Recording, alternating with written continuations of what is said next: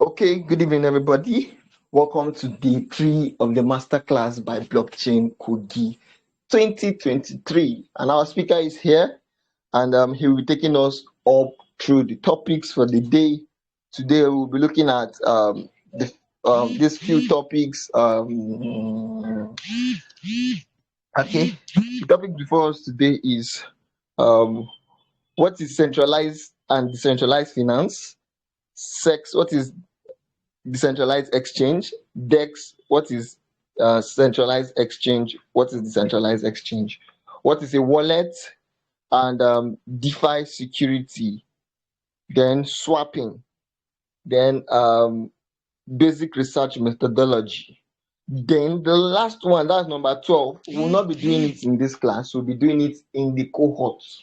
Yes, we just made up our mind to add it up to the packages for the cohort people. So we want to see that everybody in the cohorts within now and the next 60 days, you can boast of a minimum of $100 job. It's possible, but you need to learn. So the first 30 days will be for the learning, then the next 30 days will be for the practicing and implementation, guys. So let me hand over the mic to our speaker. Thank you, sir, for coming around. You can continue, sir. Thank you very much. It's glad to be here. I am Josiah Olwadare by name, a DeFi researcher, an artist, and also a Mara ambassador. One of the Polygon Guide facilitators also at Akure here. Right. So it's amazing to be here. And as we've said, as the host has said, we'll be going through 3 things tonight. That's centralized and decentralized finance. Like, what is centralized finance? What is decentralized finance? What is even this DeFi thing? What is a DEX? Sometimes you hear people say DEX. What does that mean? Sex. What does sex mean? CEX, please. And what's a DeFi wallet? We'll talk about DeFi security also, and we'll talk about basic research methodology. So without further ado, we just have 1 hour, and I'll be going into details on all that. Yeah. So it's good evening once again, everyone. All right. So when we're talking about decentralized finance, definitely we have to pay homage to how everything started, and that's with Bitcoin on its own. So Bitcoin came into existence as an opposition to what happened in 2008. We all know, or many of us might not be familiar with what happened in 2008. And many banks failed in 2008 in the US. So there was a lot of financial crisis, recession, and this thing affected the US economy really negatively. It's brought massive distrust in banks. And people were devastated. Before all this, people used to have gold to keep to keep value as a store of value instead of naira. Instead of dollars. People used to have gold as a store of value. And later on, someone came up with this idea. The blockchain has been created years before that. Before crypto came about, there was blockchain. There was a concept of blockchain, but nobody really used it for anything. Then someone came about, or a group of people came about this idea, and we call these people, we call this entity Satoshi Nakamoto. Most of us are familiar with that. And we can now say that Bitcoin was created in opposition to the 2008 financial crisis. It's fair to say that. And so what does Bitcoin bring about? Bitcoin brings about decentralization in such a way that now you don't have to trust your finance in the hands of the bank. Those years, a lot of people kept their life savings in the bank. A lot of people kept, and once this financial crisis happened, a lot of people lost their savings. A lot of people lost their life savings, what they've worked for years, because of this trust in the bank, and so on. Even something similar almost happened again. We all know about what happened of recent. Silvergate Bank and this one of 3 US banks collapsed of recent or went down. Although people didn't lose their money because they had a way. The US used strategies to avoid panic and avoid like real recession. So what all this now brought about a system, and that's what like now Bitcoin came. Then someone else came up. That's Vitalik Buterin. So that oh yeah, this is nice. There's a nice payment system. This is Bitcoin. It can be used as a store of value. It actually makes you keep your finances in your hand. And Vitalik Buterin thought about this thing. Yeah, I can actually create something that will be programmable. Stand not just a blockchain for creating. I mean, for payments and the rest, but something that you can build things on it. Stand something that you can build infrastructure on it. That's what brought the idea of Ethereum. So Ethereum is like a base layer where you can create a lot of things on it. Stand and it is the father of decentralized finance. That's why we call Ethereum the father of decentralized finance. Ethereum is what started decentralized finance. Felix. Yeah. All right. So from Ethereum, we started having other blockchains coming up with similar to Ethereum, creating the use of smart contracts and the rest. And from that, decentralized finance became prominent around 2019 and the rest. So it became as youth farming, all these things became prominent. Right. So I'll just go into what we're doing today, and that is centralized finance and decentralized finance. What is decentralized finance? What is centralized finance? For us to say decentralized finance, we have to define what centralized finance means. And I'll call centralized finance as a system. Because you might not call it your government, or a system that's controlled by an entity, by a group of people that make decisions for the masses. Like now, we can give an example of centralized finance, and we can say your bank is a typical example of centralized finance. In centralized finance, there's this stuff that happened of recent, like Aboki FX. Many of us should be familiar with what happened of recent, Aboki FX. And it did something that annoyed the government.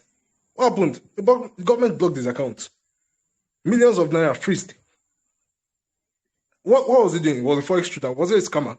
Was it a Yahoo boy or any of these things? Now, what does that tell us? The money in your bank does not belong to you because you're not in control of it. You can wake up one day and your bank network is not going.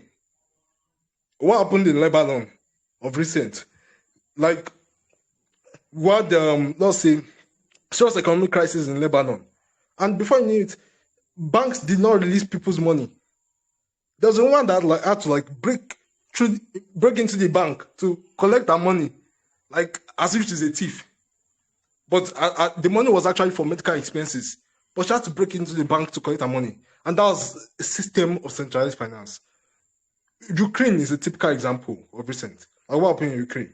Immediately, war broke out. They put a limit on what everybody can withdraw. Like now, you have a limit on what you can withdraw because you are in Ukraine as a person. So this is what centralized finance is. And of course, it's not just the negative side. Centralized finance has its positive side. And when we talk about centralized finance, if you die and you have money in the bank as someone that is in, as a normal person, the money can actually be passed to your next of kin. So that's one of the benefits of centralized finance. And it brings about at least more security to an extent under a safe system when things are normal. If that defines centralized finance, then we should know that the opposite is decentralized finance. Or not really the opposite. Decentralized finance is more of a solution to where centralized finance has failed.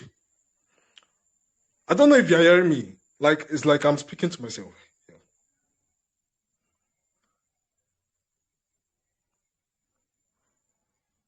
Can someone please just I don't know if Michael is Can hear you clearly, sir. Amazing. All right, I'll just go on with that. So decentralized finance has actually come to solve the problems that centralized finance has. So many a lot of people say, decentralized finance is an opposite of centralized finance. That's not really so, because now we can use DeFi solutions to solve the problems that centralized finance has, and we'll create a more effective financial system for everybody. Now you don't have to trust your money in the hands of the government again. You don't have to trust in the hands of anybody, but you can actually be your bank.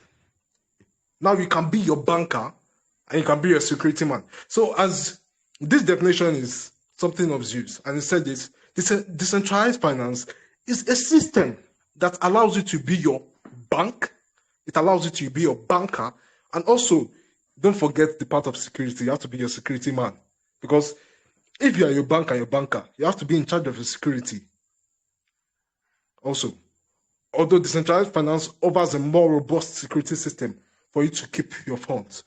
All right, so I think that explains a lot. I don't know if you truly understand what I mean by that. And Felix, you can go on. Do anybody want to ask a question? I think Felix is raising up his hand. If you have questions that you know you want to ask, just write them in the community so we can pick the questions. Right. Yeah. Okay, we'll just treat that after everything. Right. So if you have decentralized finance and now you have centralized finance, we know that for decentralized finance to happen, the best way for that to happen is through blockchain, through cryptocurrencies. Finance through cryptocurrencies. Now, of course, you know that even in crypto, we have what we call centralized finance, and that's just centralized exchanges. And now I think we need to move into, from here, we can move into what centralized exchanges and what decentralized exchanges mean. That's DEX, and when you have CEX and DEX. CX means centralized exchange. DEX means decentralized exchange. For you to operate in a centralized finance system, you need a centralized exchange. For you to operate in a decentralized finance system, you need a decentralized exchange. A decentralized exchange, you can use it without trusting anybody through the use of smart contracts. Smart contracts enables you to operate in a trustless system, whereby, like now, I can make a transaction with you. We can make an agreement, but this agreement is not, there's no third party to be the facilitator or be the middleman in this agreement. So for this agreement to go on, we need to trust codes. Those codes are called smart contracts. They're programmable. They're things that are written down on a system to allow us to make transactions and actually make agreements and ensure that nobody defaults. From my end, nobody defaults. From your end, nobody defaults. Immediately, I want to send the token to you. And if I want to change a token to a coin to a token or to another token, I can operate it in a way that I will not cheat the other person at the end. Both of us can exchange our tokens without anybody like being cheated. Now, what allows that is called decentralized exchange. An example of a decentralized exchange is Pancake Swap. Many of you are common with what Pancake Swap is. We have Sushi Swap. We have Uniswap. Let's list it on different blockchains. Let's go from on Bitcoin. We've started seeing something like Bitcoin ordinals, Bitcoin tokens, and so on. But on Ethereum, we have Sushi Swap, you have Uniswap, you have 1inch. We have so many decentralized exchange on Ethereum blockchain. When you move to Polygon, I think there's one decentralized exchange. Even Uniswap is even on Polygon. Some of them are multi-chain. You can actually use some decentralized exchange of multiple blockchains. So, yeah. If you move to like Phantom, you see you have Spooky Swap there, you have Spirit Swap there, you have so many they're called decentralized exchanges. Understand? On these decentralized exchanges, what can you do on decentralized exchanges? You can actually swap your token from one another. Like now, if I have Ethereum and I want to swap it to, let's say, Shiba Inu. Shiba Inu is built on Ethereum blockchain. I will actually use Uniswap to buy Shiba Inu on Ethereum blockchain. Now, there's no way I can actually do that on a normal day. But decentralized exchanges are now the solutions for that. You can actually change your tokens from, let's say, Ethereum now to Shiba Inu. I'll just have Ethereum on in my wallet. I'll have Ethereum on my decentralized wallet. Now that's what I think. That's what the term decentralized wallet now means. Comes in. We have centralized wallet, decentralized wallet. Centralized wallet is when you have that in your Binance, your KuCoin, and you can just write it down because you have Binance, KuCoin, Bybit, Oddsbit.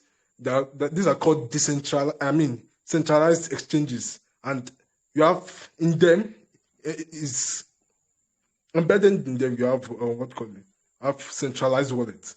When we move to the other side, decentralized exchanges, you need a decentralized wallet. That's where you now have Many of us are common with Trust Wallet, Mat Wallet, Coin98, MetaMask. All these are called decentralized wallets.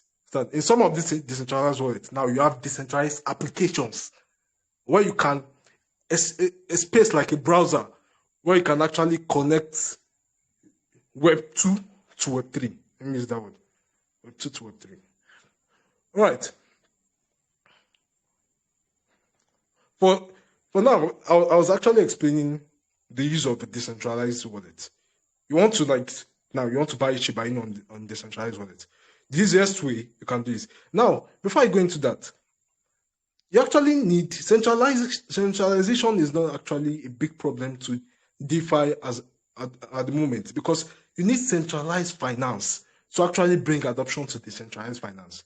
Although it is predicted that in many years from now, we'll be having DeFi will be way bigger than centralized finance or centralization in crypto and the rest. But right now, we actually need centralized finance to onboard people into the decentralized finance because now there's no way that you can actually connect Web 2 to Web 3 without the use of centralized exchanges. So you need Binance, the likes of Binance, KuCoin, Orbit to actually, like now, if you want to buy Ethereum, I'll buy Ethereum through a centralized exchange like Binance. I'll buy Ethereum through Binance. I send it to my wallet, a decentralized wallet, let's say to Trust Wallet. I send that Ethereum to Trust Wallet. Now, with my Ethereum in Trust Wallet, I can just put in uniswap.org and take the contract address from, let's say, CoinMarketCap or CoinGecko and swap my Ethereum to Shiba Inu. I don't know if you get what I mean.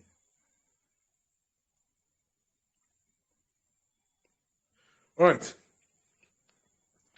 So that's actually that. It's easy.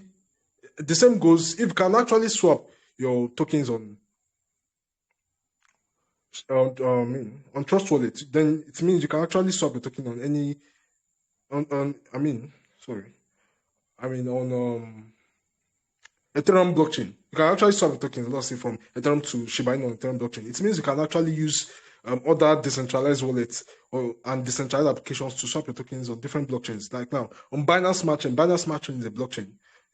It is, although it's now called BNB chain because I think they rebranded to BNB chain. On Binance Smart Chain, you can actually send BNB from Binance to your Trust Wallet and use Pancake Swap to swap from BNB to Cake as a token. After generations,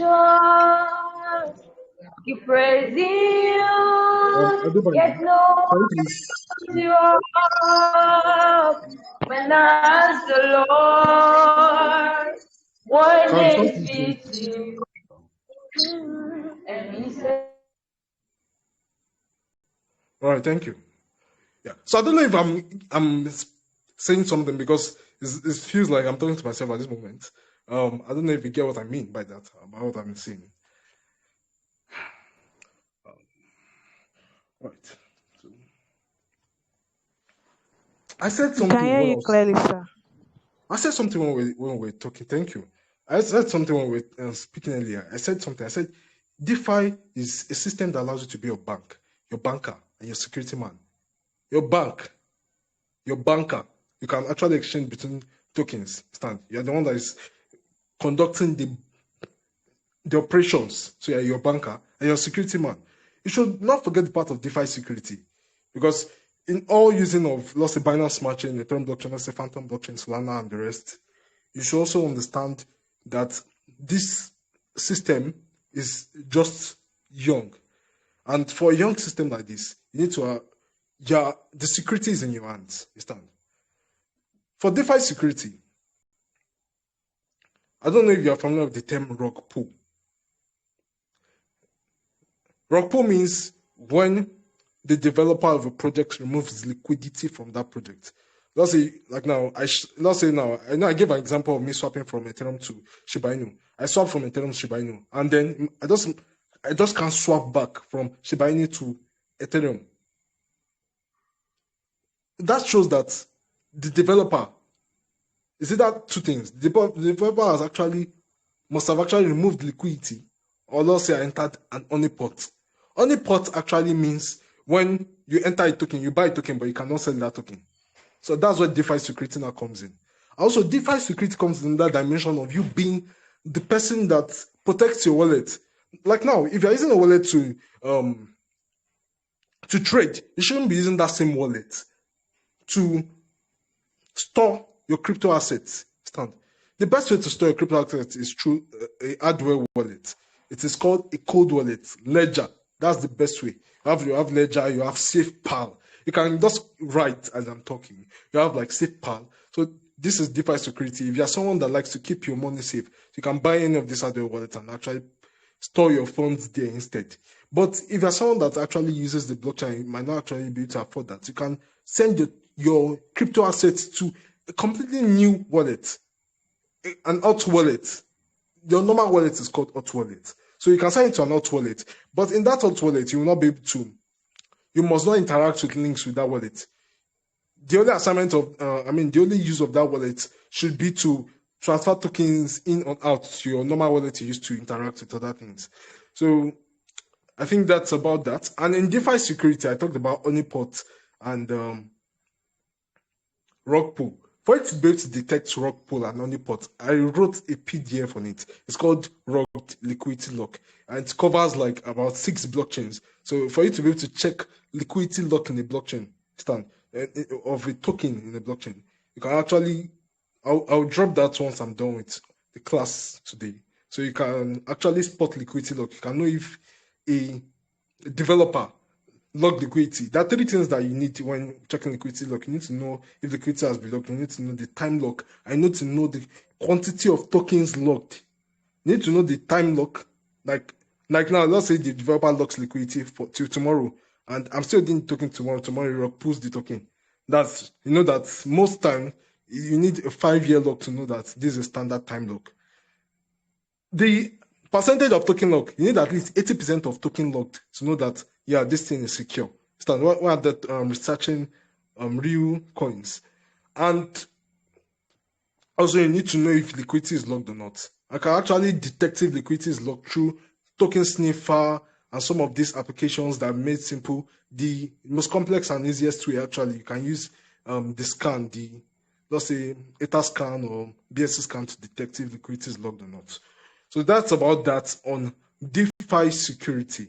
So far I've explained, for you guys coming, I've explained what centralization means and what decentralization means, what decentralized finance means, what centralized finance means. I've explained DEX, decentralized exchanges. I've explained SEX, that's centralized exchanges, what a DeFi wallet means, and also security, DeFi security at large. Yeah. So will I actually be going deep? Michael, I don't know if is Michael here. If I'm going deep to explain how to swap on Uniswap or how to swap on PancakeSwap. Not this. If you can swap on PancakeSwap, you can actually apply that knowledge to swap on any other blockchain, any other decentralized exchange on any other blockchain. So it's quite easy if you can interact with the surface of, with the interface of PancakeSwap. Many other decentralized exchanges are built that same way. If you go to Avalanche blockchain, you can be able to interact with TraderJoe too, and so many other blockchains too. It's quite easy. Once you can interact with one, you can interact with others.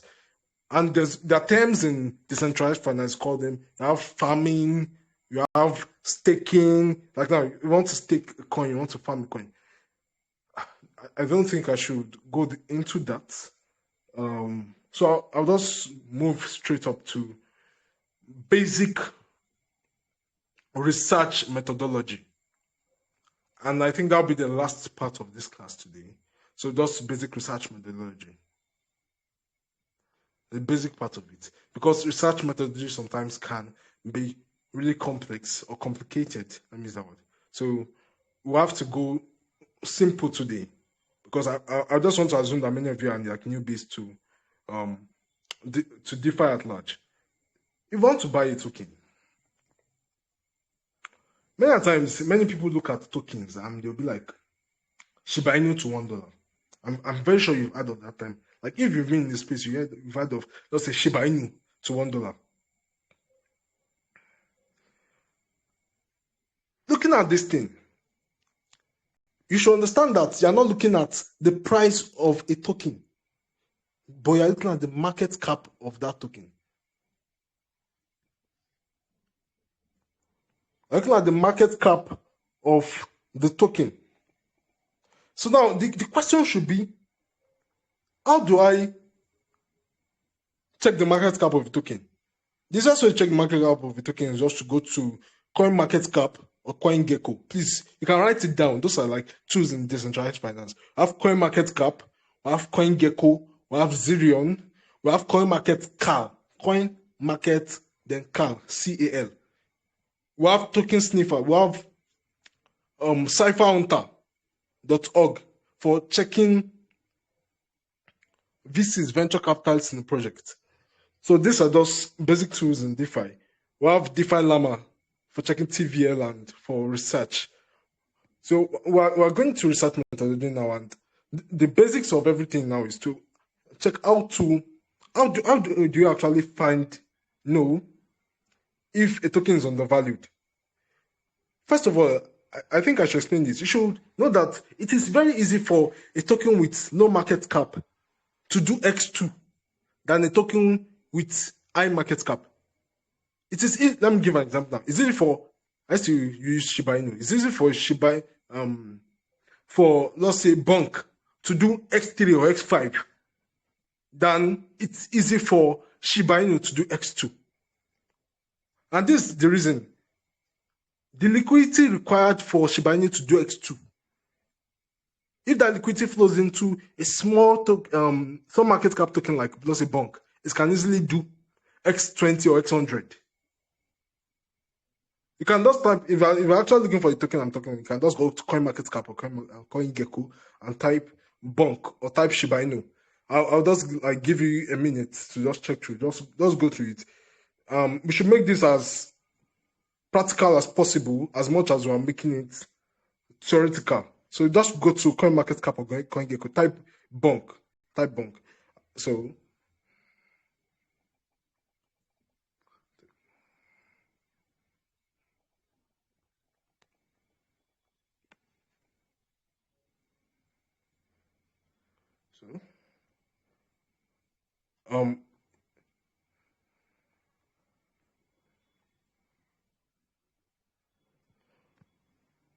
all right. So just go to CoinMarketCap, CoinGecko, and type Bonk. We want to look for the price of CoinMarketCap. The market cap of Bonk on CoinGecko. So if you look at the price of Bonk, it is like 0.000040.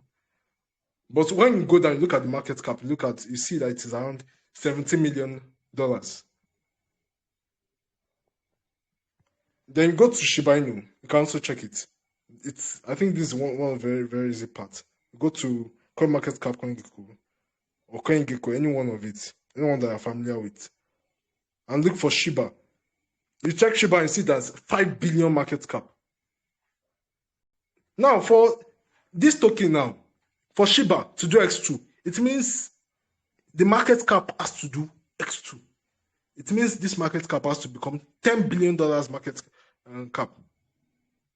And if Shiba, I mean, if Bonk wants to do X2, it means Bonk has to just add 17 million to it, and that's around 34 million to do X2.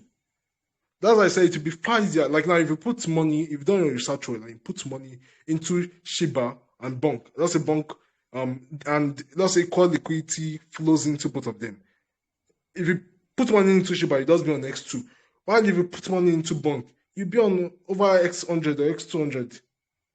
So that just shows that debunks the mentality of, yeah, I'm waiting for my Shiba to do $1. For Shiba to reach $1, it has to reach $1 trillion market cap, $1 trillion market cap. It has to reach way more than that. So that's practically not even possible, because the whole market cap of cryptocurrency now, I think, is around 1.1 trillion. Yeah. So there are basic things to look at when doing research. Look at the market cap to calculate the price of a token. You want to calculate the price of the token. It's usually the market cap divided by the number of tokens in circulation. And you can get those information. Like now, if you want to know the number of tokens in circulation, you can go to CoinMarketCap or CoinGecko and check the token and see the number of tokens in circulation. If it's a project that is not listed on CoinMarketCap and CoinGecko, you can actually go to their social media page. Sorry to interrupt.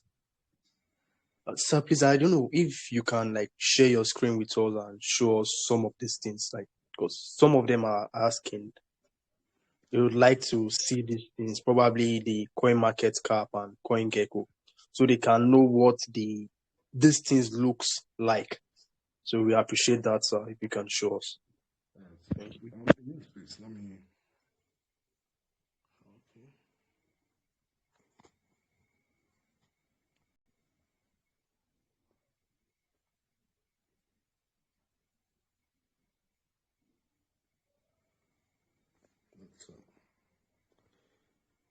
Please, I'm trying to get to that.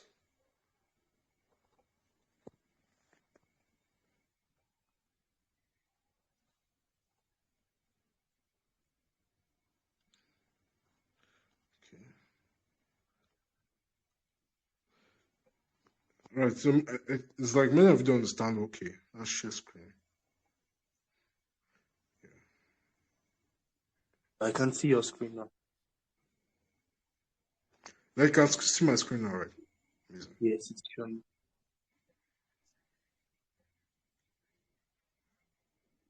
Like now, this is CoinGecko. Thank you. Yeah. So everybody can see this, right? CoinGecko. This is CoinGecko. You can just go to, what do you call it? Your Play Store. I'm not sure it is in Apple Store. It's in Apple Store. So you can go to your Play Store and just type in CoinGecko. It will bring it out. So CoinGecko is just actually it's an analytic tool used to check, like, let's say the price of a token. You want to check, like now, what is BTC? What is BTC about? If I click on BTC now, that's it.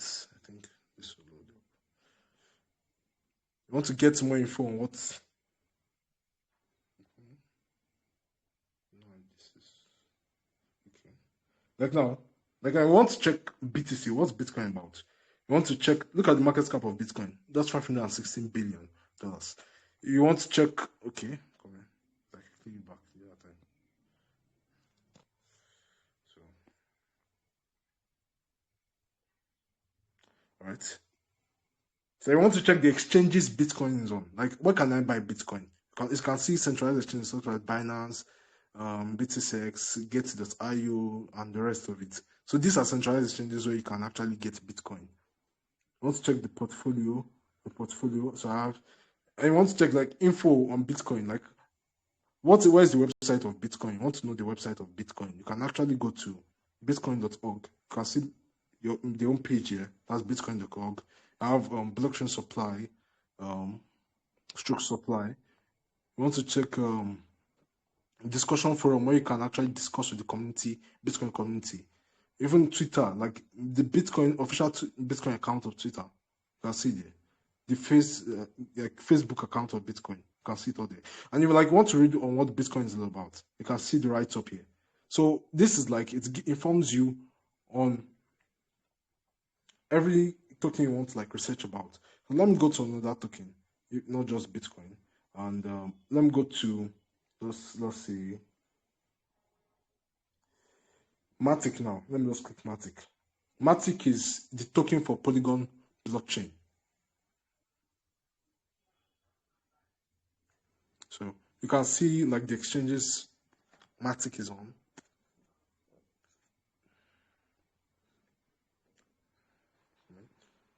You want to read on Polygon blockchain. Polygon blockchain is one of the blockchains that enables like gasless transactions in such a way that you can pay really low gas fees or no gas fee at all for some transactions. Understand? So that's one of the use cases of Polygon. It's a side chain to Ethereum, like built to Ethereum. So it uses like Ethereum. It's as the security of Ethereum, and I think that's one of the good things about Polygon blockchain. It's highly scalable also. So what I mean by scalable means like it's easy to use. You can actually build things on Polygon line to be fast, and you can send transactions on Polygon line to be fast.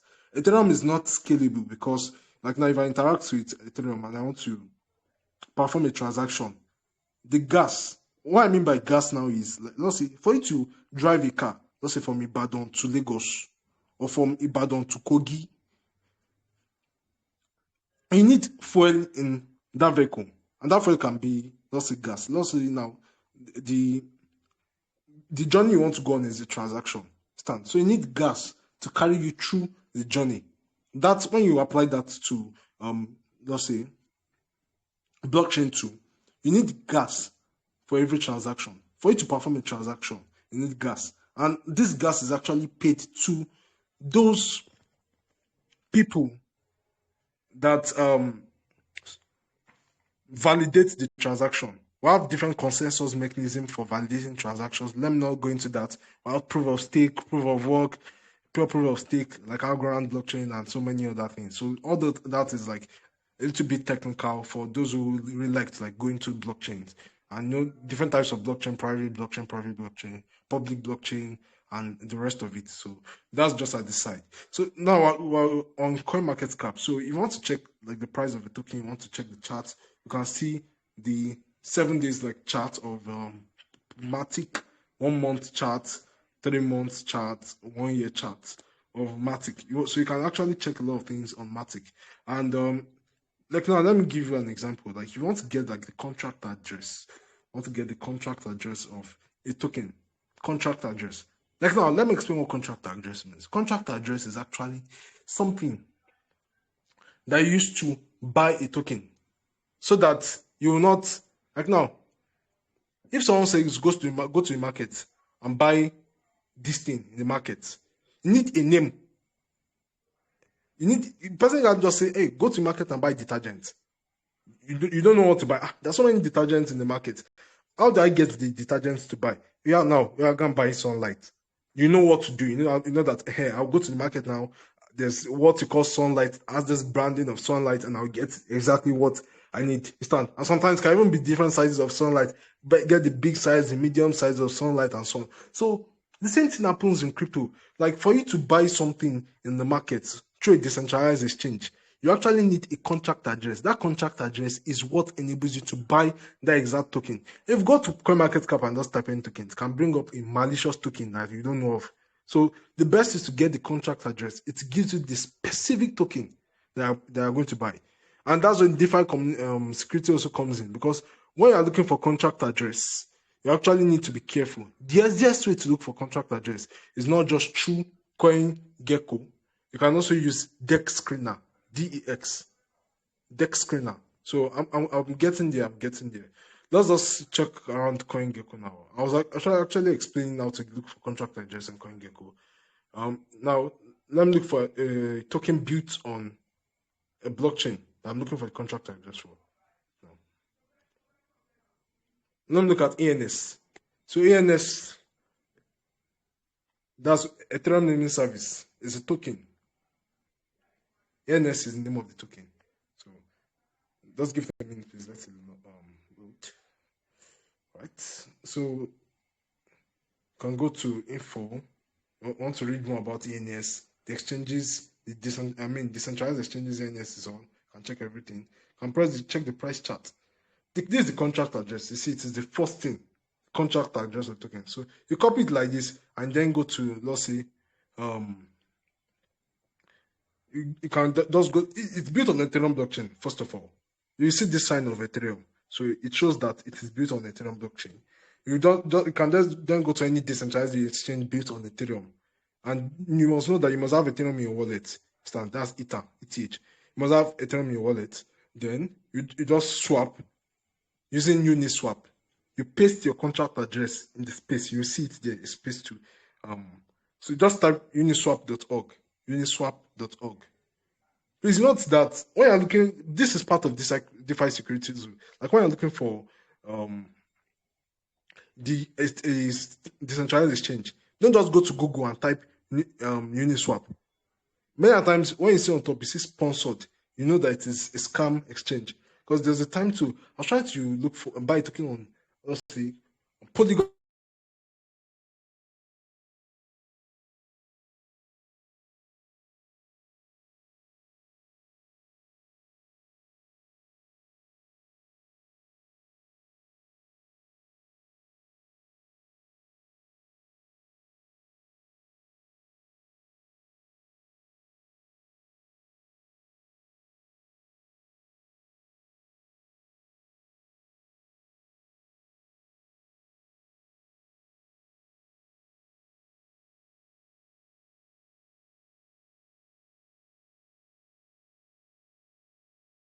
Okay, I think it's a general issue.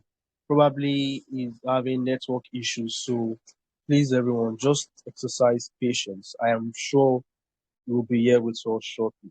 So let's just wait for him to join back.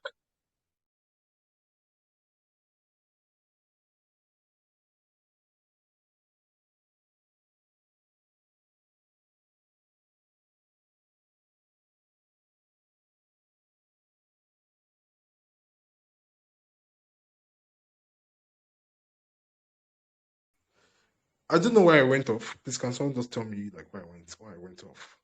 Seems I was off for quite a while. I don't know if Michael is around or anybody is around. The someone that was following, can you just tell me why I went off?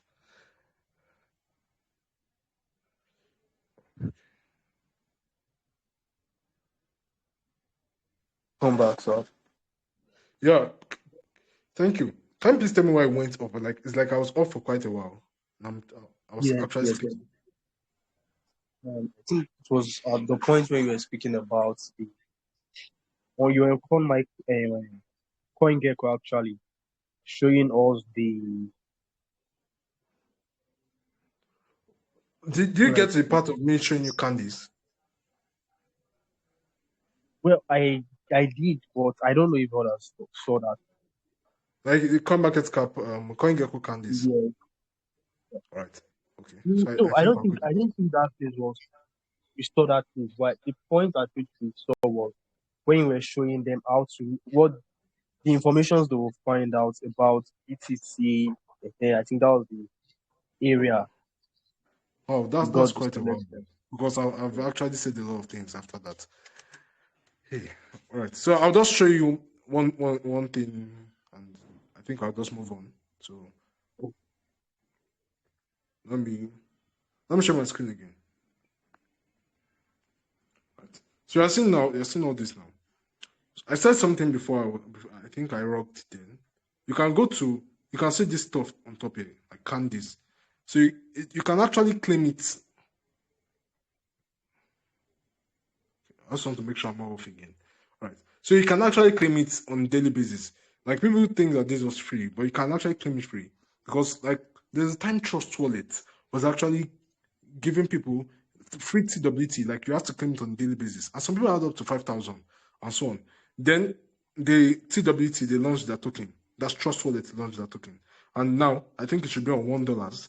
So anybody that had like 5,000 that claimed that 5,000 then should be having $5,000, and I think it went like X to $2.5 or so. So people had really made a lot from Trust Wallet token as of then. All right. So you can just keep on claiming your CoinGecko candies, and then go to CoinMarketCap and claim your CoinMarketCap diamonds. These things are not worth anything now, and to not take you any energy to claim, but just keep on claiming on a daily basis.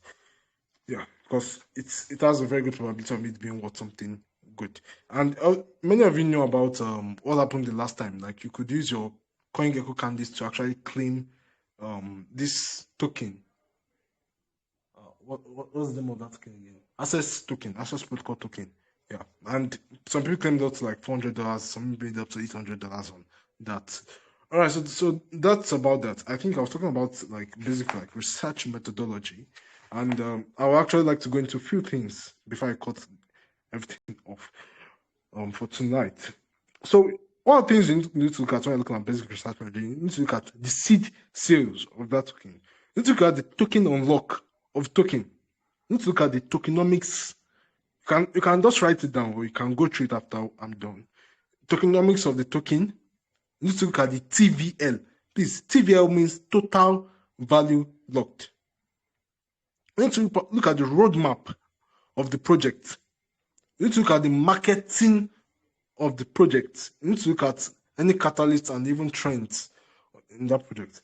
So one of the best ways to the first thing I actually said about calculating the price of the token. Once calculate the price of the token, the easiest way to go about it is just to use the coin market cap of that token divided by the total circulating supply. Please, total supply is different from total. It's different from the total circulating supply. So you need to look at the total circulating supply of a token. The total circulating supply of a token can be 200, while the total supply of that token is 1,000. So let's say if the market cap of the token is 1,000, let's say $1,000.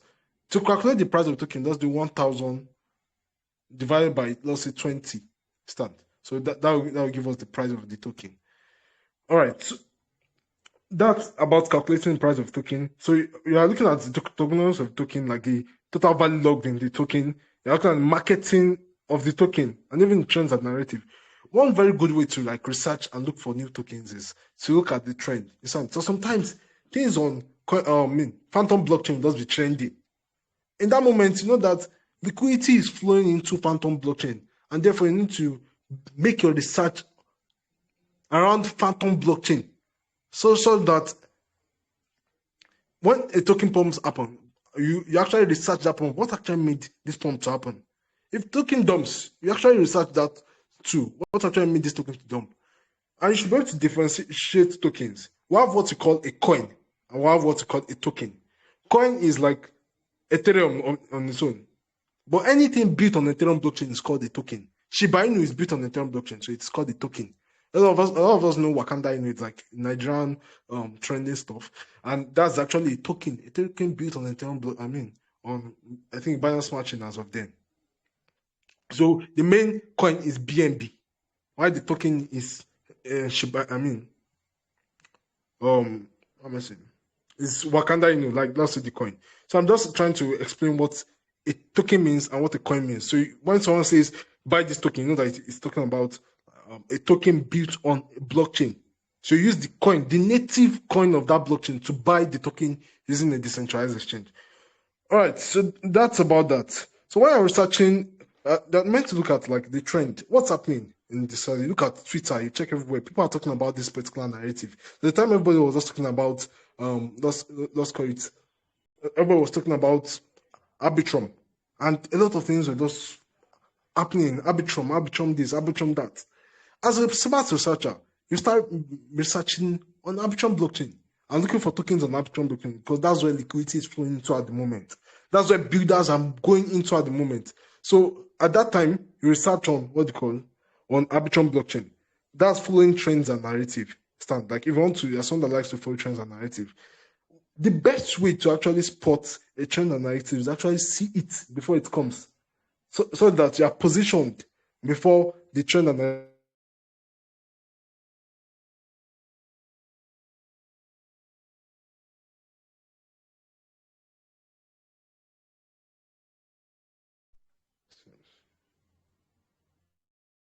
All right, I think I was off for quite a while, and let me go back to what I was saying. So I said the best way to actually spot a narrative is to see it before the trend comes.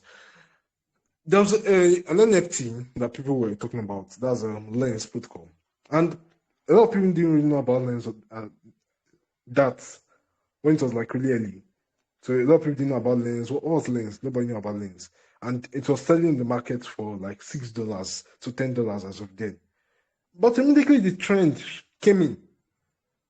It started selling for around $100, then it moved to $200. So if you bought it for $6, then you'll be selling your NFT for, let's say, $200 and $100 as when the hype came in. So the best way to spot trend is actually spot it before the hype comes in. And these are the ways you can actually spot a project, a good project. You look at the VCs backing a project. Like now, if you see Binance backing a project, you definitely know that, hey, this project is long term. It's most likely long term, and it will most likely do well in long term because many of these venture capitalists, they're called venture capitalists, they invest in projects they are betting on that, hey, this project will actually do well. So if you're looking for long-term projects, the best way is to actually look at the portfolios of venture capitalists and sometimes invest in them because many a time when you're investing, you're not just looking at one thing. You're not just looking at, hey, this project has good VCs. You're looking at a lot of things that, hey, this now makes sense. It makes sense to actually invest in it.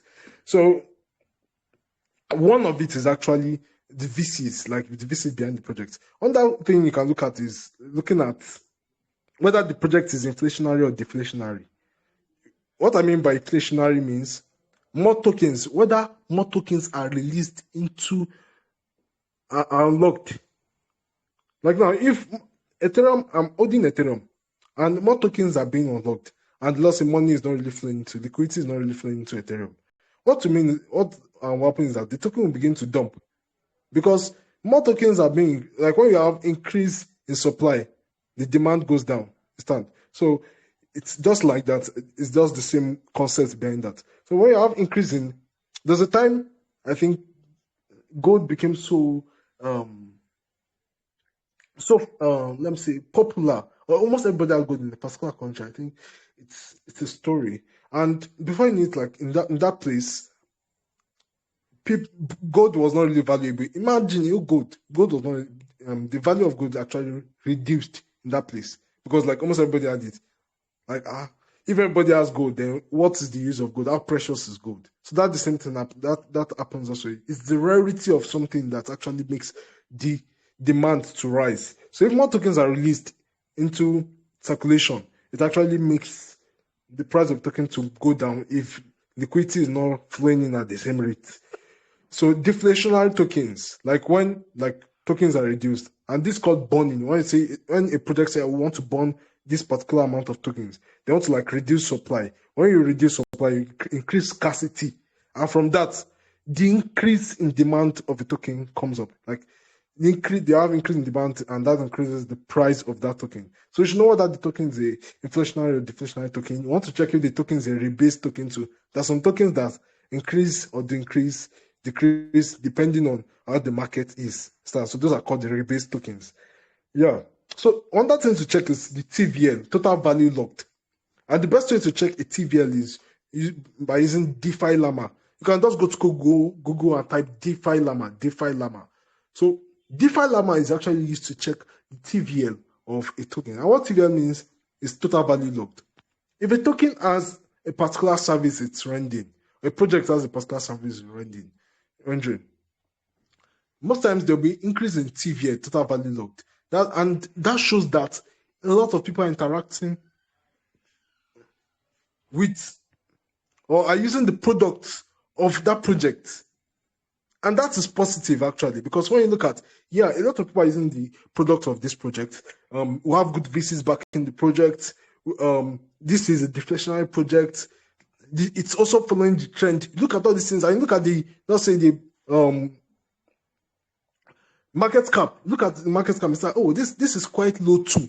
Well, look at all these things, and you also check whether tokens are locked. You check for security. You check whether tokens are logged and the percentage log and everything, and see that all these things are just right about this token, you should definitely know that, hey, this token is most likely to do well. And this is actually how you research a token. You actually want to research whether this token will actually be useful later on, or how you can buy inside a token. Many times people just buy into tokens blindly. And then one thing to also look at is also look at the narrative around the token at that time. There's some tokens that will be going through FUD. What FUD means? Fear, uncertainty, and doubt. It means, let's say there's a rumor, a bad rumor about the token on the net. That's on Twitter now. It's just going around. Hey, BNB this, BNB is doing that. And before you know it, the price of the token begins to dump because people are scared. People are selling. So this is actually one thing you need to look at. You have to look at the sentiment behind the token also. One thing to look at too is like, there's some projects that actually migrate. Like now, there's some people that are holding, there's this token that moved from version 1 to version 2. I think Save Moon, as of then, like there's this shitcoin season where Save Moon was popular. A lot of people were checking out Save Moon. But before you know it, like someone that just bought Save Moon like in bulk and forgot it there, person come back later and check that, I cannot sell my Save Moon token. Not knowing that the token, they themselves, the project has actually moved from version 1 to version 2, and therefore leaving that token unsellable. So you actually need to check some of these things. This is called research. So I was talking about TIV here. You check the total value log of that token. You also need to check the token unlocks. And most time, token unlocks happens when you have a lot of venture capitalists buying into a token. You have like Binance, like let's say they buy into a token, and you want to check the token unlock. So you want to check news generally of a token. The website for that is CoinMarketCal. Coin, then market, then CAL. Cal. Understand? You used to check the news. I want to check the future occurrences of particular projects and tokens. So you use that to check it. So like now, Ethereum, let's say it wants to have an unlock, understand? And that unlock releases a lot of tokens into the market. And I told you that, I previously told you that when you have like massive increase of tokens in the market, understand? Then you also have, it also reduces like the demand for that token, and therefore reduces the price if liquidity is not flowing at the same rate into that project. All right. So one other thing to look at is like marketing. Like, is the project doing any marketing in any way? Let me tell you, there's no project, there's nothing on this earth that does not do marketing. Even Christianity. Jesus said, go into the world. Sorry for those who are not Christians, but Jesus said, go into the world and preach.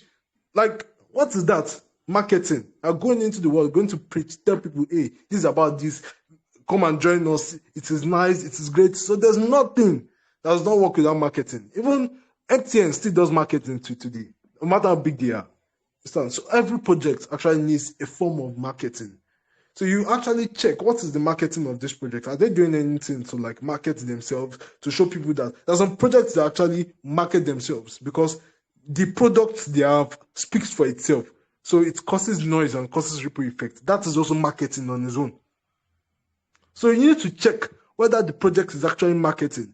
Many projects that don't market like that, many of them will just die off, or because there's no catalyst, nothing to kick in. So sometimes a project can even go down, but a catalyst, something that makes people excited to just kick in, and therefore the project just move up. Like now, there was this coin, I think, that moved of recent. Samo. Yes, Samo is like on Solana blockchain. So the first day, or was it yesterday, the first day, that the news about China encouraging retail investors in crypto came out. They said something about someone, let's say, on the infomercial, or let's say the news that came out, and therefore like the token did 3x instantly. So that's one thing. Like when researching about token, I meant to look at like the news surrounding things. Like when Elon Musk tweets about Dogecoin, you know how it moves. It's moved at least 10-20% up. That time, Elon Musk was one of the like great movers of Dogecoin because of his tweets. When he talks about a particular coin, it's a catalyst. So that's talking about catalyst. Yeah. So I also told you I've talked about VCs, the catalyst, marketing, and also the roadmap. Follow projects that follow their roadmap religiously. Like now, if you see a project, many projects are just there. They don't follow the roadmap. They just tell you, oh, we're going to do this, we're going to do this, and then they disappear. But if you see a project that they're serious, they're following that project religiously, they have good VCs, they have many of these things, they have good catalysts coming, they're following the trend out of the moment, then you can know that, yes, this thing will actually do well. You get to X2, X3, and then you move out. You stand of loss of the token. Because, and one thing also is never to marry your bag. You understand?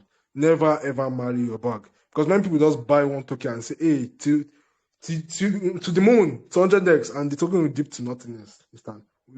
We've been there. So never ever marry your bag. You get to X2, X3, X10, you move out, and then you calm down, wait for the next, and you do the same thing and so on. So that's about like basic research. There are a lot of things like I've not even really gotten deep into because there are a lot of things to go into when I'm talking about research methodology. All right, so let me give one expo before I go. When I'm talking about research methodology, there's a way you can actually do it without really researching, and that's by following people that actually do this research and actually are profitable. Ask me how you do that. You can actually do this now by tracking Whale's wallet. What I mean by whales is like lots of people with large funds or people that are actually profitable. They don't need to have large funds, but are profitable in the space. Like they're profitable traders. And the best way you can do it is to track their wallet. It is not a crime because blockchain, that's one of the things that blockchain offers. Blockchain offers you transparency. You can check anybody's transaction. So did this person scam this person, or you just want, like, everything is transparent. That's one of the nice things about blockchain on its own. That's public blockchain. Let me be specific. So you can actually track those wallets. And one very good tool for tracking is Zerion. I've seen a lot of trackers, but Zerion is the best. You can track wallets with Zerion. So it's called whale aping mechanism. Like now, let me just give an example on how to track a token. You see, you go to Dex Screener and you want to buy a particular token. Then you see that a lot of people, as are buying the token, you see some buys, you see some sales, and so on. You can actually track the top holders, let's say, of that token. You go to that wallet, you go to that transaction. You can actually use what do you call it? From Zerion, you can go to Etherscan or BSCScan, then you put in the contract address of that project. Then you click on orders. When you click on orders, you actually see the top orders. Understand? From there, you can actually copy their wallet address and go to Zerion, paste it on, go to type Zerion. You can just write it down. Zerion is the best token tracker, is a wallet, and they might actually have an airdrop. So it will actually be good for you to interact with their wallets, swap in their wallets, bridge from one blockchain to another in their wallet, and so on. So you can actually copy that and then go to Zerion, paste the address in Zerion, and you see everything in their wallet. You see all the tokens they have, you see all their transactions, and see everything. So if they're buying into any token, you'll be seeing the notification on your phone. So that's what you call whale aping mechanism. They buy anything, you go into that token, and you don't just buy into any token. No. You check whether they're profitable, whether let's say they buy a token and they sell at good profit, and if they're doing that consistently, then you know that this is a good trader. I can then copy his trade. Or if you want to copy an influencer, many times influencers are very, very, let's say, they are very careless with the way they tweet their profits. So they tweet their profit and they tweet their audience. Then you can just copy, let's say, some of them do it on purpose actually, but you can actually just copy, check their audience, and then go to the coin, the token itself, and then check the top holders or check the holders, and you can actually see the person that's actually holding the same thing they are holding. And then you know that, yes, this person is holding 2924 of this token. Then you go to the holders, you see the person is holding 29242. From there, you know that, hey, definitely it is this influencer that is holding this token. And you can then copy the coin address, use Zerion to track it, and they can follow the influencer or anybody. It might not be an influencer. Many times, influencers are not even really profitable. That specific people, they don't really make noise, and they're really profitable. So those are the people you should look for. So that's called whale aping mechanism. And a lot of people use it, especially degenerate traders. They're called degenerate traders. They actually trade without really doing any research. Understand? Although you don't really like degen trading has its own world, because you can really be used when you're in degen. Like if you're a bad trader, you really lose money to degen. You must be someone that knows how to get info early, know how to get contract address early, know how to use Maestro bot. Maestro bot is a bot for buying. Like now, if you are someone that you really don't like just going through the slow process of buying and selling on Pancake Swap and you can just set up your Maestro bot and use that Maestro bot to actually buy. You just put in the contract and it buys for you. It's a bot, it buys for you instantly. So that's for the gen traders mainly. So I think that's about that. I've said a lot and I actually want you guys to ask a lot of questions. If you've been here from time, then I think let's go into details. Let's go. Yeah, I want you to ask questions. All right. So the moderator can take up from here. Hold on.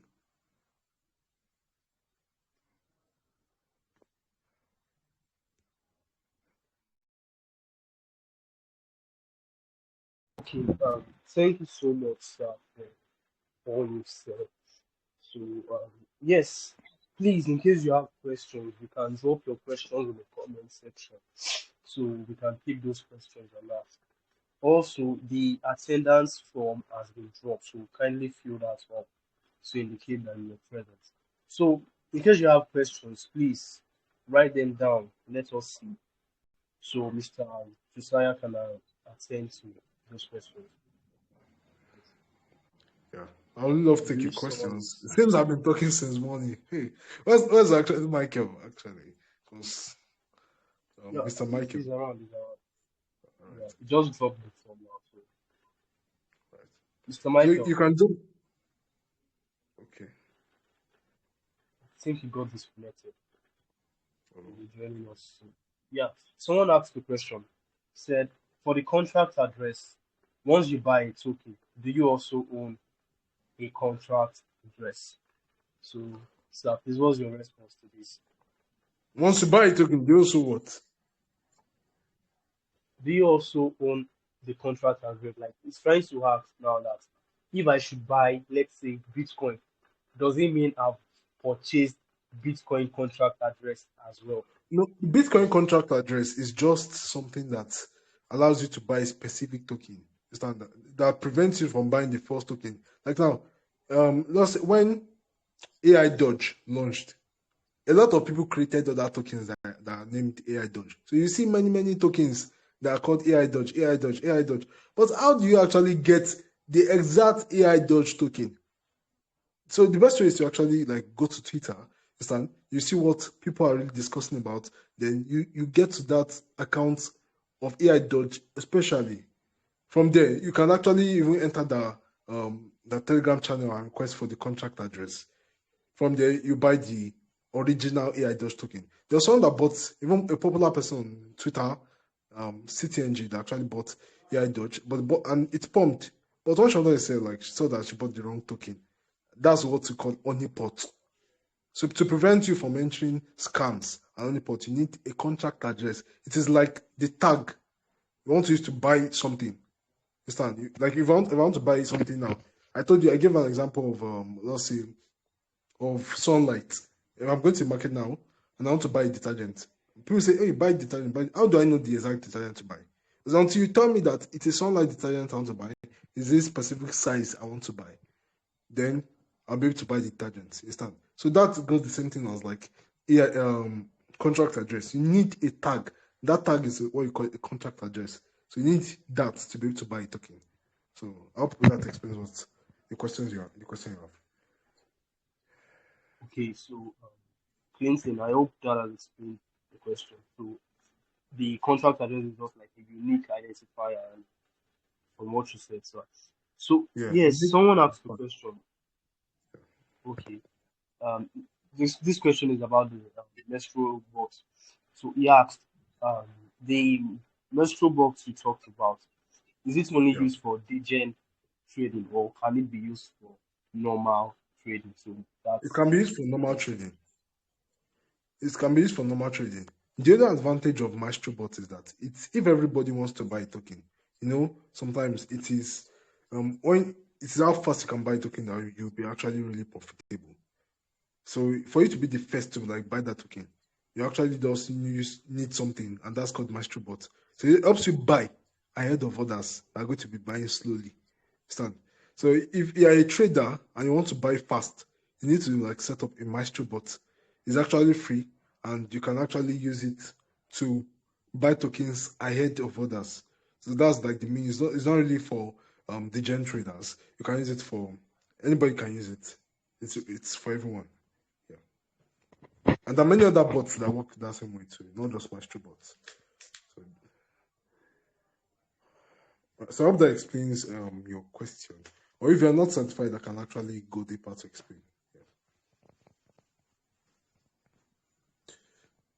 You have another question here. Someone is asking, he said, do we buy the bot or how do we own one? So assuming I'm someone and I want to use the Maestro bot, how do I get it? Do I need to pay? So I will actually drop the link This premium? for you. I actually promised two links. I think MaestroBot, and I actually promised to drop a PDF on DeFi security. That PDF is something I wrote. I wrote it last year. And if you want to check actually liquidity lock on any blockchain, you can actually use that. It's very detailed, and it explains how you can actually check liquidity lock on different blockchains.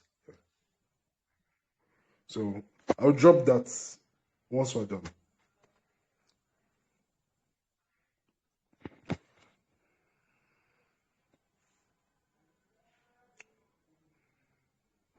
Right, so I think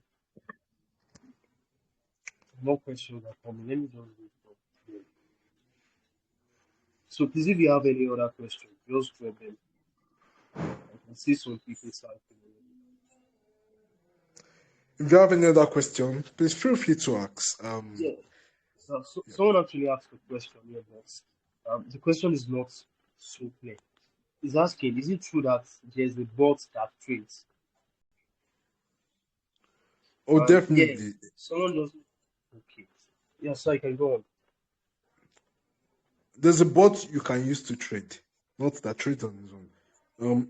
No bot will actually be looking for things for you to buy or sell and goes to buy it instantly. I don't want to ask to like facilitate that trade. I don't want to ask to copy the contract like that and paste it for the bot to actually buy. But when I'm talking about bot trading, it actually just makes you buy faster, and it actually reduces risk. Like now, if a token is an only pot, the master bot or the bot will not buy the token for you. Or if it's a scam token, or if the token wants to rug pull, you can actually set up anti-rug so that once it wants to rug pull, it automatically sells ahead of the developer that is removing the liquidity from that token. So those are the little advantages of bots. There's so many advantages of using bots in Web3 as a whole, and that's for, let's say, when you know how to trade. Before you know how to use a bot, like you must know how to trade normally. Then like if you want to like top up your trade, you want to be an expert trader, you can then just introduce that. Yeah. So So I hope that just like explains that. in forex. Okay. Yeah. So just like in forex trading, where we make use of algorithmic trading, we can also make use of these maestro bots as Yeah. DeFi traders as well. Okay. Yes, as a trader. And about DeFi, there's a whole lot to DeFi than trading on its own. When I was playing decentralized finance, there's a whole lot. You might not be someone that likes trading. You might be someone that likes job. Or might be someone that likes building infrastructure. You might be someone that is into tech. You might be someone that is a developer. You might be an artist. You might be a content writer. Like everything, your skill is useful in the decentralized finance space. It actually brings a whole lot of jobs. And these jobs are actually better paying than many jobs you find in the world too. So there's a whole lot to DeFi than just trading. DeFi is wide and it's interesting.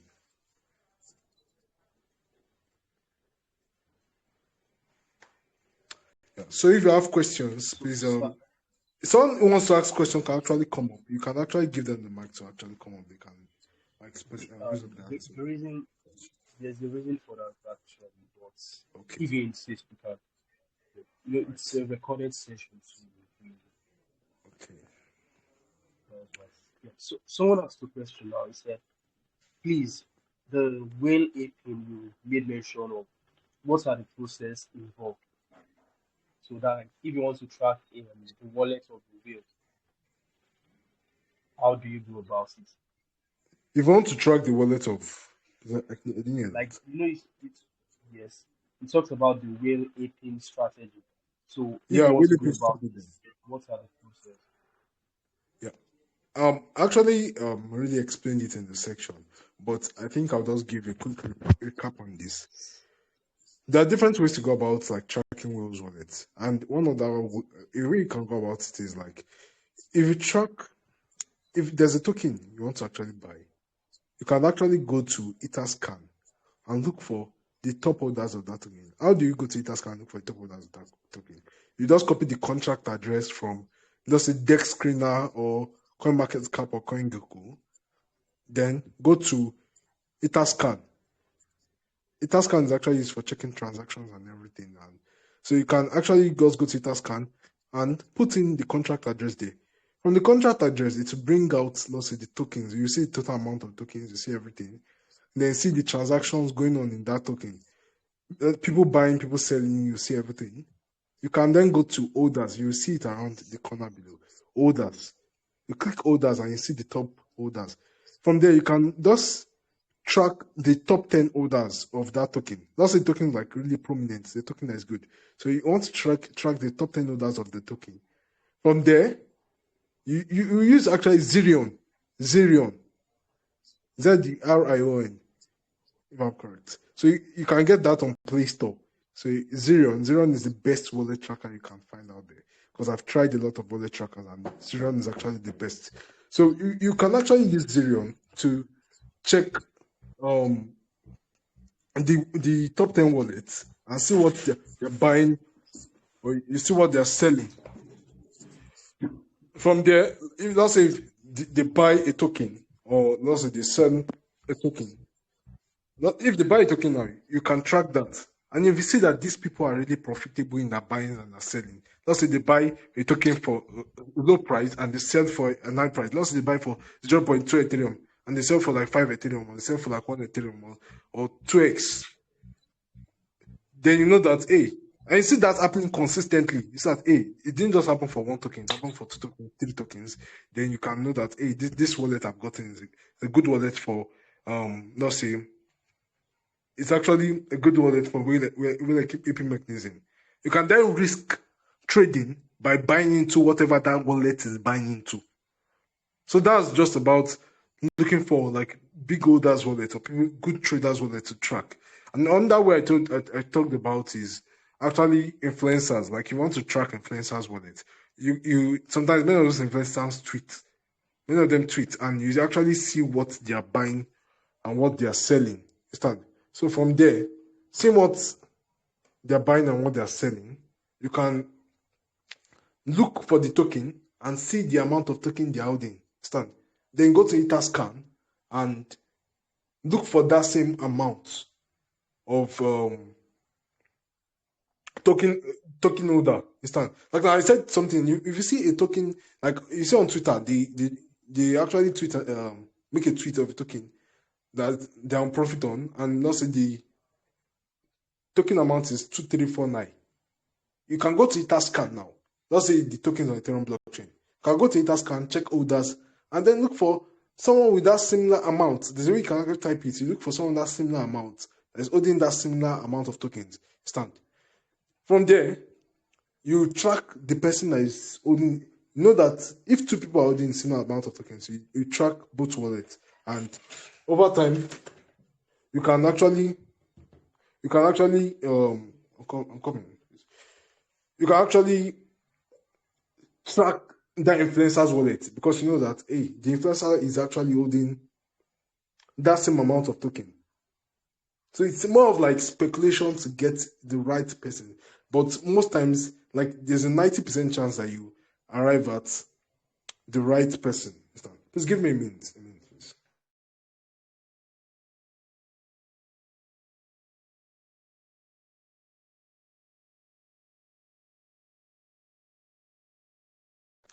Yeah, so I think I'm back. Yeah. So I think that explains that about like wallet tracking. And one that way, like if you are someone that like does not really understand my explanation now, you can actually go to like YouTube has a lot of resource. You want to learn how to track tokens. I mean, so like influencers wallet and everything. You can use YouTube to learn how to do that. You can just type it how to track um and people's wallet and the rest. So you just learn the basic part of tracking and make sure you use Zerion for your tracking. It makes everything totally easy. You can track anybody's wallet. You can use that, and you can use that to trade if you see the person's profitable. So I think that explains that. Thank you. Speaking about influencers, following influencers online, someone asked the question that they would like to get your social media, like they would like to follow you on social media. So I would appreciate it if you can just drop probably your Twitter or any other social media platform where they can follow you, sir. All right. I'm not an influencer. I'm just really a person who loves decentralized finance, and I'm profitable. So, but you can just follow me. I'll drop my Twitter account right now.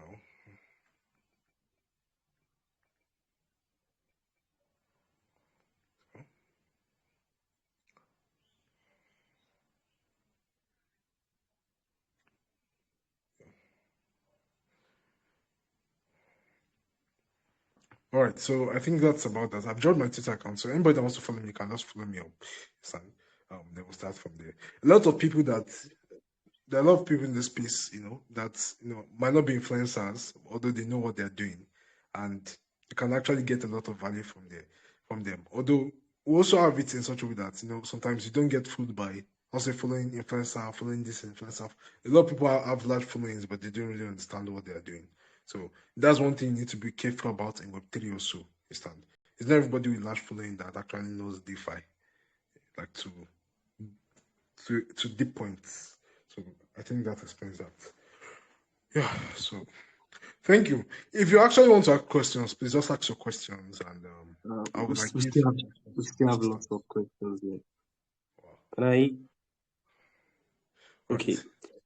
Right.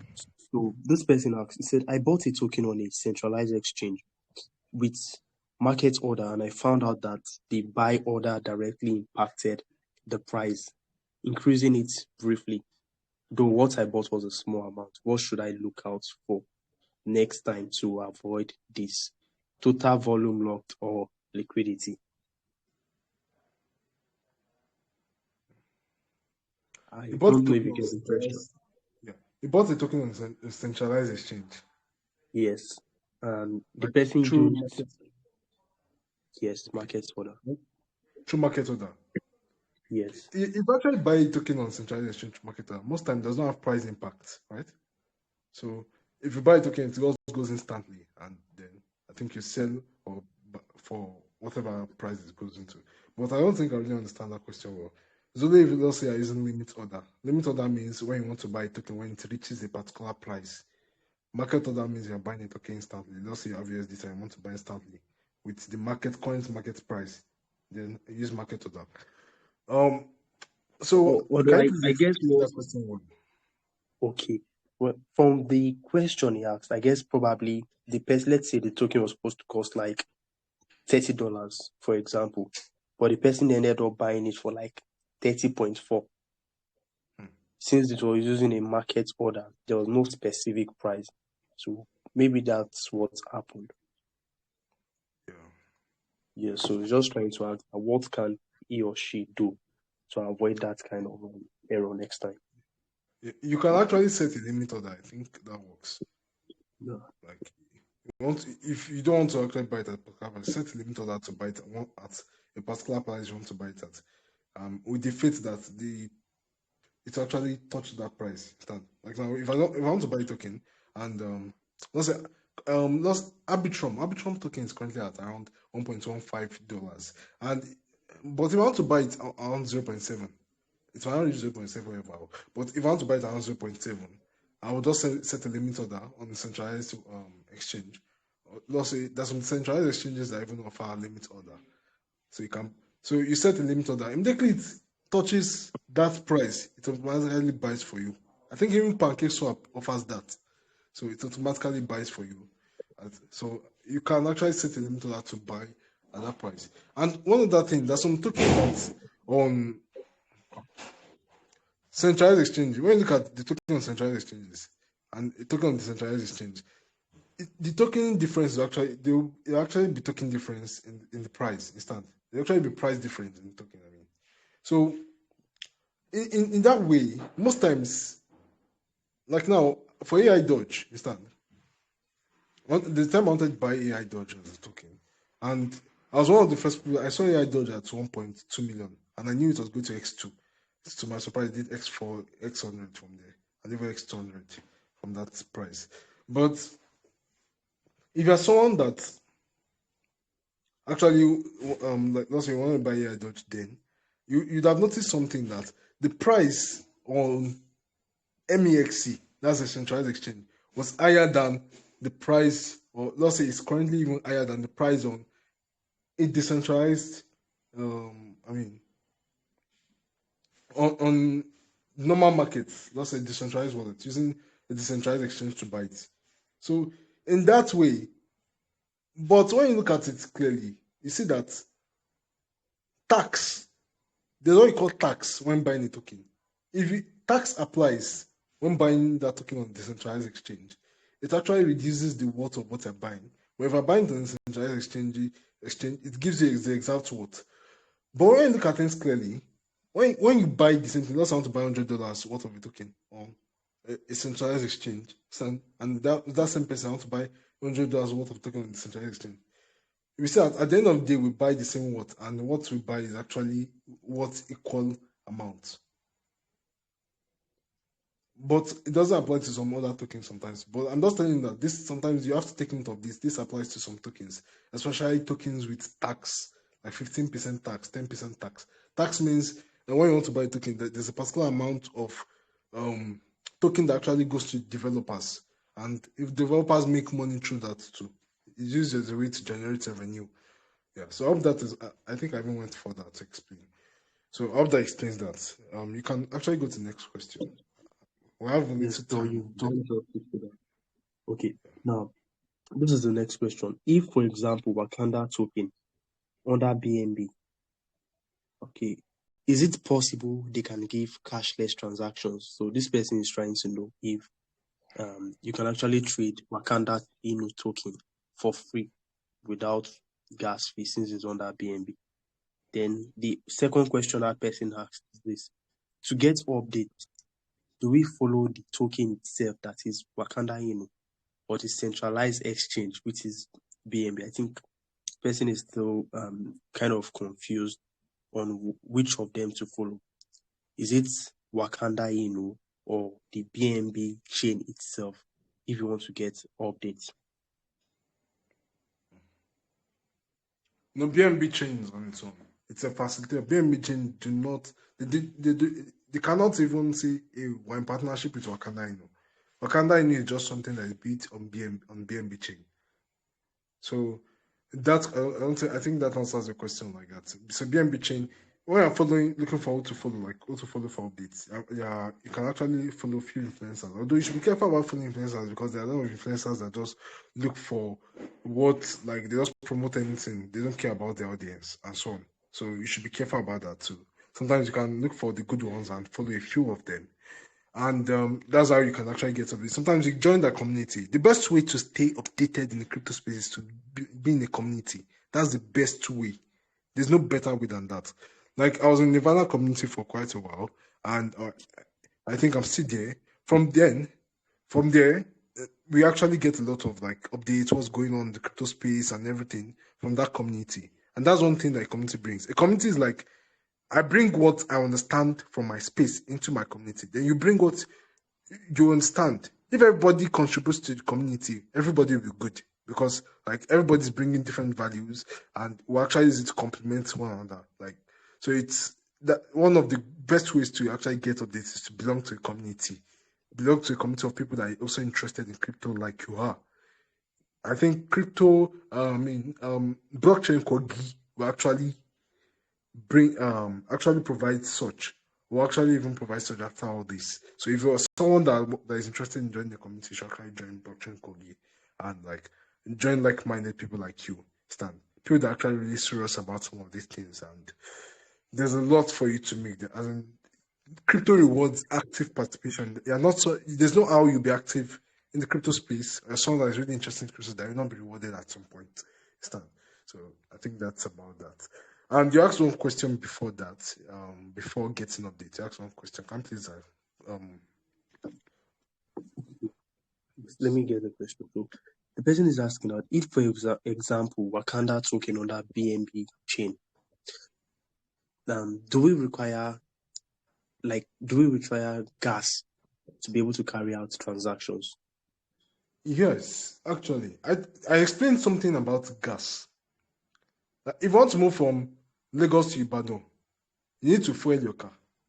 You need to put fuel in your car. It can be petrol in a car or maybe diesel in a truck or any other thing.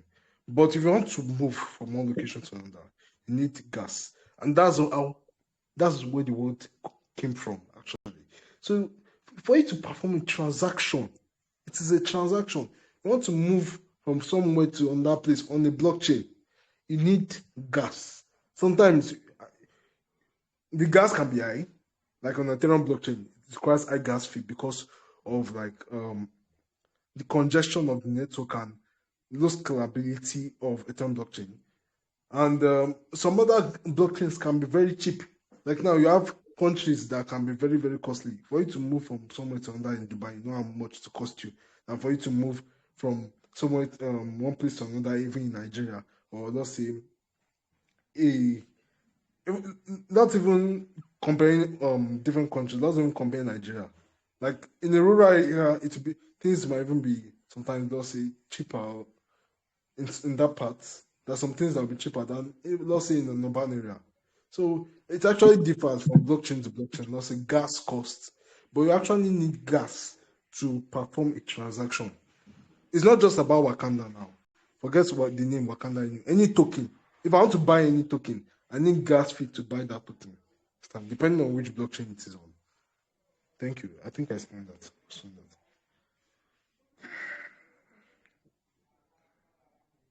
I think it's settled already. The person who asked the question has sent his feedback. So yeah, someone is asking a question, and I think I would like you to please share more light on this. He said someone sent me in freeze, but can't tamper with the assets.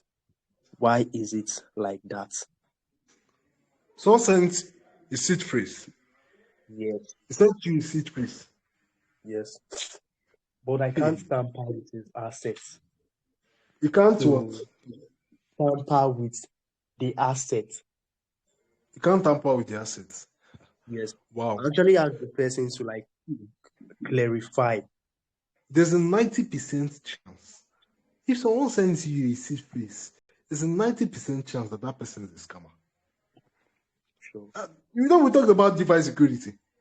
Some people just look at this like, hey, someone sent me a seed phrase. Wow, I love this. Let's copy the seed phrase, go to Trust Wallet. Boom, you put it in Trust Wallet and your funds are wiped. Totally, everything you have in the wallet, wiped. So this is what you call DeFi security too. You should know that people do not send you seed phrase. Like once someone sends you seed phrase, there's very, very high percent that person is a scammer. If the person is your friend and the person sends you seed phrase, they'll say, there's one thing. They said, not your keys, not your coins, not your keys, not your token. Stand. I don't know that is in charge of your let's say your seed phrase, and immediately you share it with anybody, that person can access your wallet at any point in time. There's nothing, you've lost total control with yours. And the point of decentralized finance is to give individuals ownership.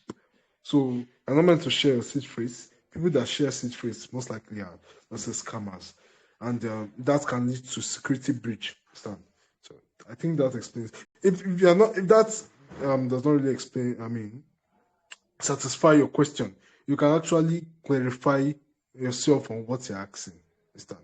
Thank you.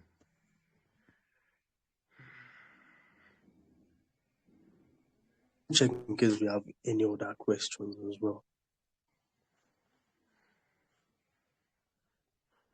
Yes, I found one question. Come, let me check. Yeah. Is it possible for me to trade a token on a centralized exchange and the same token on a decentralized exchange? Yes. Let me tell you something. For a token to be listed on a centralized exchange, it means that token is already on a decentralized exchange. Because decentralized exchanges are just used to create visibility for tokens. I mean, centralized exchanges are just used to create visibility for tokens on decentralized exchanges.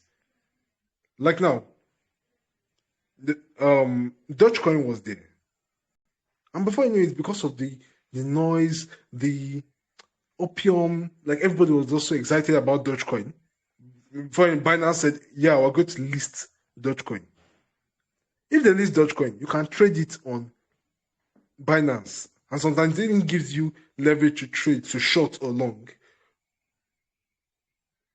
But your question is, can it be traded on a decentralized and centralized exchange? So I think that answers it. From the listing of Dogecoin, it even like created hype, like money flowed more into, let's say, Dogecoin and so on, and it's created this ripple effect. Although the main trigger was like Elon Musk himself, like on Dogecoin. So I hope this answers your question of whether a token can be traded both on a centralized and decentralized exchange. Definitely, a token can be traded on both, because for any token on a centralized exchange, it has to be on a decentralized exchange stand. It has to be on the market itself. So that should have answered the question. Thank you.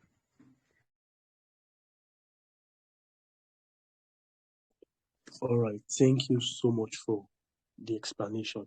So the person that asked the question before the last one you answer is actually typing. So I don't know, probably wants to ask some other questions. Okay. Let me just check in case I can get more questions. I think our time is like fast spent, and maybe we should just take like 3 questions more and like call it a day. Okay. Please, if you have more questions, do not hesitate to drop them. We are still taking more questions.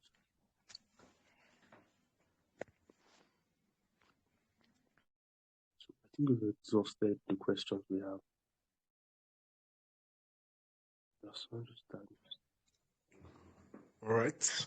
Since we've exhausted the question we have, I think we just call it a day. Okay. So I don't know, Mr. Michael, are you online? So you can just give us your final words. Yeah, I think he's back. Okay, guys. Thank you, Mr. Thank you, our guest speaker, for speaking this long. It's been awesome. I believe each and every one of you learned a lot. Like I used to say, it's just like a briefing. Whatever you really don't understand or whatever you want to get more clarity about, you can still use your YouTube and your Google to get more info. Like the menstrual bot he spoke about. I'm not sure there are many videos on that on YouTube, but you definitely see the coin market cap we spoke about. You can see how to navigate coin market cap on YouTube. You will see some 30 something minutes video or some 20 something minutes video to learn more from there. Every topic he has spoken about, you can get a piece of it from YouTube and get more clarity about how to navigate all those apps. So, guys, I think we've all registered through the attendance, and from here, this will be the end of the 3 days class. If you have, okay.